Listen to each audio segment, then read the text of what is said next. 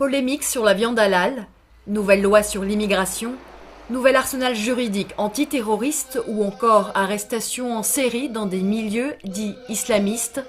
Jamais une campagne électorale présidentielle n'aura autant montré du doigt sa composante maghrébine ou musulmane. Dès janvier 2012, un projet de loi fait parler de lui. Impulsé par Claude Guéant, ministre de l'Intérieur, le texte impose de nouvelles taxes aux étudiants étrangers. Objectif : supprimer le régime fiscal favorable dont l'immigration professionnelle bénéficiait. En février, c'est la viande halal qui défraie la chronique. Les abattoirs rituels et leur manque de traçabilité ont suscité débat ou faux débat imposés aux Français dans un contexte de crise économique où les préoccupations sont d'abord celles de l'emploi ou du pouvoir d'achat. Alors pourquoi ces thématiques marginales ont-elles dominé cette campagne? Les associations musulmanes sont unanimes. Le premier coupable dans tout cela, c'est le Front National, qui a concentré sa campagne sur la communauté musulmane en la critiquant, stigmatisant.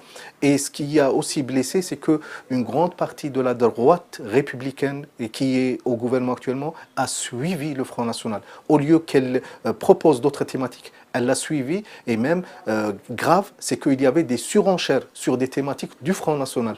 Et là, on s'est retrouvés, nous les musulmans, une chaire électorale, malgré nous, ici. Mais le point d'orgue de cette campagne présidentielle a été ce qui est devenu l'affaire Mohamed Merah en mars dernier. Un drame qui a bouleversé l'Hexagone à un mois du premier tour du scrutin. Une tragédie dont l'assaut final a également déclenché les plus vives polémiques. Et quelques jours après les tueries de Toulouse et de Montauban, la presse française étalant toute une série d'arrestations dans des milieux dits intégristes à Roubaix, Carpentras ou Marseille. Des opérations auxquelles les caméras de télévision ont souvent été invitées. Les gardés à vue étaient libérés 48 heures plus tard, sans charge à leur encontre, dans la plus grande discrétion. L'opposition parle de coups de filet électoralistes. Les experts vont plus loin.